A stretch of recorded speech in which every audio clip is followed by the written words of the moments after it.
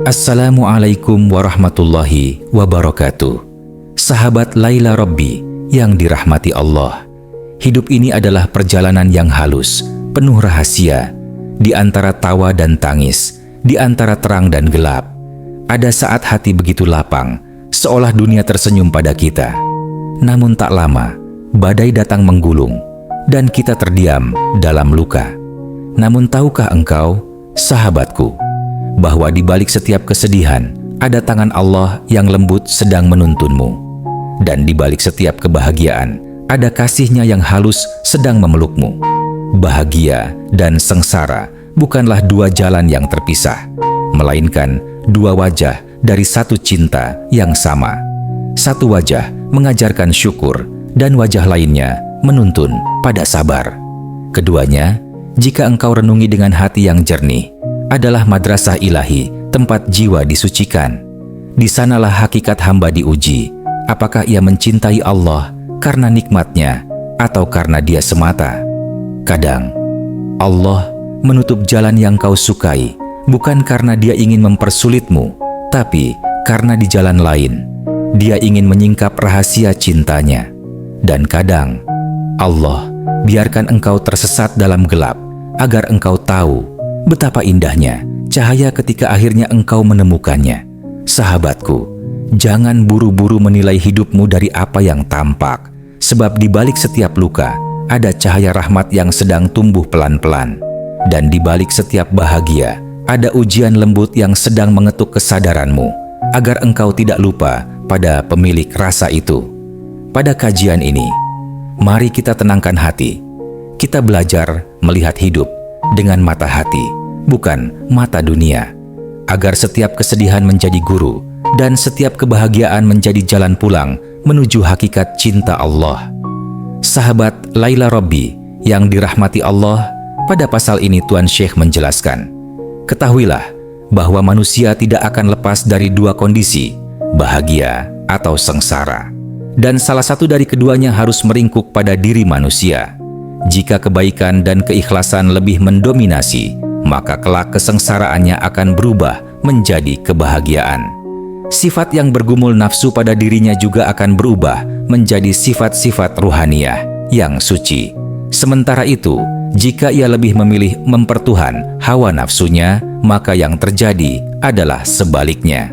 Adapun bila keduanya, kebahagiaan dan kesengsaraannya, seimbang, maka yang menjadi barometer adalah berharap pada kebaikan, raja ilal khair.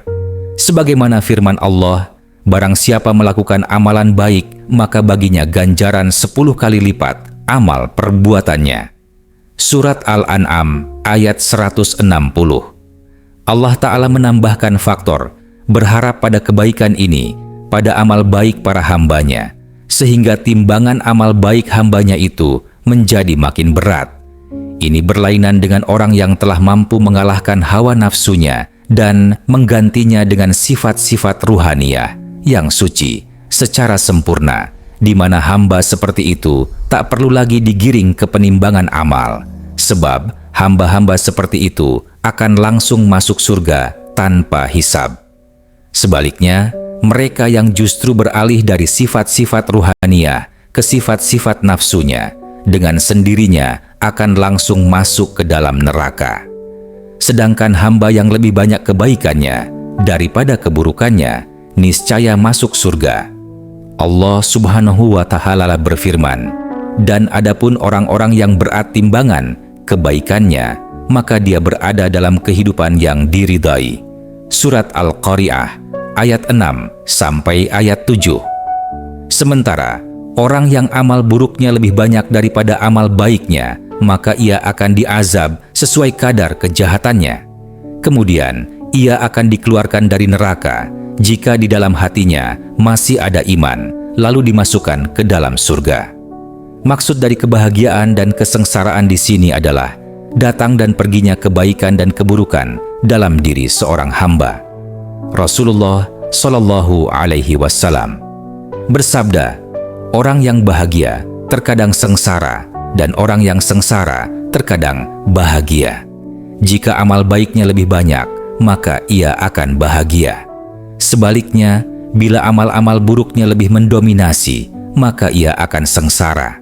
Adapun orang yang bertobat, beriman, dan beramal soleh, maka kesengsaraannya kelak akan Allah ganti menjadi kebahagiaan. Kebahagiaan dan kesengsaraan seseorang pada hakikatnya sudah ditulis sejak zaman azali dan komprehensif. Rasulullah Shallallahu Alaihi Wasallam bersabda, "Orang yang bahagia telah ditakdirkan bahagia sejak dalam perut ibunya. Begitu pula orang yang sengsara juga telah ditakdirkan sengsara sejak dalam perut ibunya." Hadis riwayat Muslim. Akan tetapi, tidak seorang pun mampu membahas soal takdir, karena itu termasuk rahasia takdir itu sendiri, di mana seseorang tidak boleh berargumentasi dengannya. Maka dari itu, seorang hamba dilarang untuk berdalih dengan rahasia takdir untuk tidak mengerjakan perbuatan baik.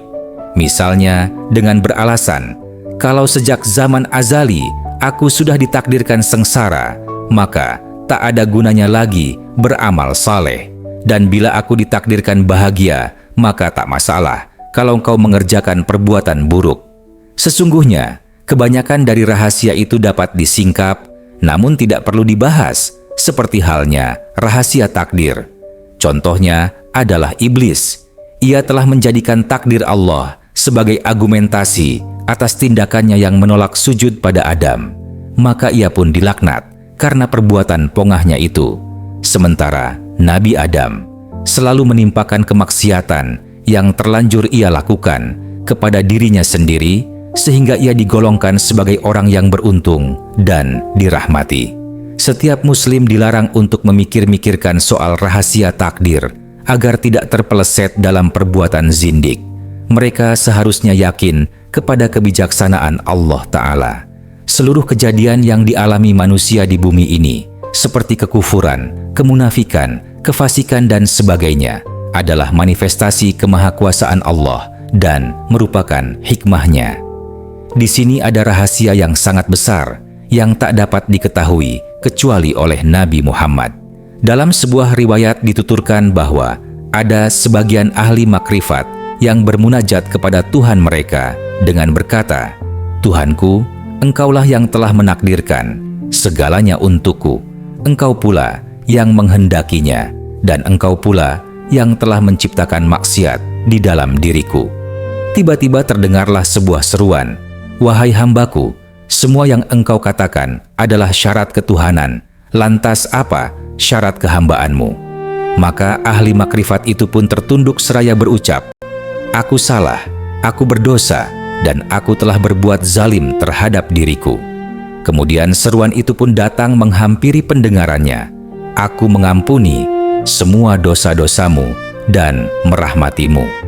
Oleh karena itu, seorang yang beriman, mukmin, seharusnya berpandangan bahwa amal yang baik adalah karena taufik atau pertolongan Allah Ta'ala, sedangkan amal yang buruk adalah karena dirinya. Jika ia melakukan hal itu, maka niscaya ia termasuk dalam golongan hamba-hamba Allah yang disebutkan dalam Al-Quran, dan juga orang-orang yang apabila mengerjakan perbuatan keji atau menganiaya diri sendiri, mereka ingat akan Allah, lalu memohon ampun terhadap dosa-dosa mereka. Dan siapa lagi yang dapat mengampuni dosa selain daripada Allah? Surat Ali Imran ayat 135. Manakala seorang hamba menganggap bahwa perbuatan maksiat yang ia kerjakan itu berasal dari dirinya sendiri, maka ia termasuk orang yang beruntung dan selamat. Itu lebih baik baginya daripada menganggap bahwa dosa yang ia perbuat itu adalah dari Allah, meskipun hakikatnya memang Allah yang menciptakannya. Para ahli tasawuf menyatakan bahwa yang dimaksud dengan kata al-um dalam hadits sebelumnya adalah kumpulan dari 4 unsur, yaitu tanah, air, api, dan angin, sehingga menghasilkan kekuatan manusiawi. Tanah dan air merupakan lambang kebahagiaan, karena keduanya menghidupkan dan mengembangkan ilmu pengetahuan, iman, dan sikap tawadu dalam hati. Sementara api dan angin adalah kebalikannya, karena keduanya memiliki sifat membakar dan memporak-porandakan. Maha suci Allah yang mampu mengumpulkan berbagai unsur berlawanan ini dalam tubuh manusia. Sebagaimana pula Allah Ta'ala telah mengkombinasikan antara cahaya dan kegelapan pada awan. Allah berfirman, "Dialah Tuhan yang memperlihatkan kilat kepadamu untuk menimbulkan ketakutan dan harapan, dan Dia mengadakan awan mendung." Surat Ar-Ra'd ayat 12. Yahya bin Mu'ad Ar-Razi suatu ketika ditanya, "Dengan apa engkau mengenal Allah?" Ia lantas menjawab, "Dengan menyatukan dua hal yang berlawanan." Berangkat dari itu, manusia dianggap gambaran dari Ummul Kitab sekaligus cerminan Allah dalam kemuliaan dan keindahan. Manusia juga diberi gelar kaunan jami'an dan alaman gubro karena Allah telah menciptakan mereka dengan kedua tangan-Nya, kekuasaannya, yaitu sifat memaksa dan sifat lemah lembut. Ini seperti cermin yang memiliki dua sisi, yaitu sisi yang keras dan kasar, serta sisi yang halus dan indah. Dengan demikian, manusia berbeda dengan makhluk lainnya, karena mereka, makhluk yang lain, diciptakan hanya dengan satu kekuasaan atau satu sifat Allah saja. Misalnya, malaikat, ia hanya diciptakan dari sifat lembut Allah saja, dan merupakan manifestasi dari nama Allah, As-Subuh Al-Qudus. Sementara iblis dan keturunannya diciptakan dari sifat memaksa saja. Mereka adalah manifestasi dari nama Allah, Al-Jabbar. Oleh karena itu, mereka congkak dan enggan bersujud kepada Nabi Adam. Ketika terhimpun dalam diri orang-orang khusus segala sifat makhluk, dari yang terhormat hingga yang terendah, maka para nabi dan wali juga tidak lepas dari kesalahan. Hanya saja para nabi ma'syum terjaga dari melakukan dosa besar setelah diangkat menjadi nabi dan rasul. Namun mereka tetap tidak ma'syum dari dosa kecil. Adapun para wali bukanlah orang yang ma'syuin, sekalipun ada yang mengatakan bahwa para wali itu ma'syum dari dosa besar setelah derajat kewalian mereka sempurna. Asy-Syaqiq Al-Balkhi berkata, "Tanda bahagia seseorang itu ada 5, antara lain memiliki hati yang lembut, banyak menangis, zuhud akan gemerlap dunia, tidak banyak angan-angan, dan punya rasa malu." Sebaliknya, tanda kesengsaraan seseorang juga ada 5, yaitu memiliki hati yang keras, sulit menangis, cinta dunia, panjang angan-angan, dan rasa malu dalam dirinya. Sedikit, Rasulullah Shallallahu Alaihi Wasallam bersabda, tanda bahagia itu ada 4. Jika diamanati, ia berlaku adil. Jika berjanji, ia menepati. Jika berbicara, ia jujur. Dan jika berdebat, ia tidak mencaci maki. Dan tanda sengsara ada 4. Jika diberi amanat, ia berkhianat. Jika berjanji, ia ingkar. Jika berbicara, ia berbohong. Dan jika berdebat, ia mencaci maki orang-orang dan enggan memaafkannya. Sementara Allah berfirman, "Barang siapa memaafkan dan berbuat baik kepada orang yang berbuat jahat, maka pahalanya dari Allah." Surat Asy-Syu'ara ayat 40. Ketahuilah bahwa kesengsaraan berubah menjadi kebahagiaan, atau sebaliknya, itu terjadi karena adanya pendidikan. Sebagaimana sabda Nabi, setiap anak dilahirkan dalam fitrah Islam, namun kedua orang tuanya lah yang menjadikannya Yahudi atau Nasrani atau Majusi. Hadis riwayat Bukhari. Hadis ini menunjukkan bahwa setiap manusia berpotensi untuk bahagia dan sengsara. Maka dari itu, seseorang tidak boleh berkata, orang ini pasti akan bahagia atau orang ini pasti sengsara. Akan tetapi, perkataan yang boleh diucapkan adalah, dia akan bahagia jika kebaikannya lebih banyak dari keburukannya. Begitu juga sebaliknya, orang yang mengubah-ubah ketentuan itu, maka dia pun akan tersesat. Sebab ia berkeyakinan bahwa ada sebagian orang yang masuk ke dalam surga tanpa amal baik dan tobat, atau ada orang yang terperosok ke neraka, padahal tidak berbuat maksiat. Keyakinan seperti ini bertentangan dengan nas Al-Quran, karena Allah telah menjanjikan surga bagi orang-orang yang beramal saleh dan menjanjikan neraka bagi ahli maksiat, musyrik, dan orang kafir. Allah Ta'ala berfirman, barang siapa yang mengerjakan amal yang syaleh, maka pahalanya untuk dirinya sendiri, Dan barang siapa mengerjakan perbuatan jahat, maka dosanya untuk dirinya sendiri.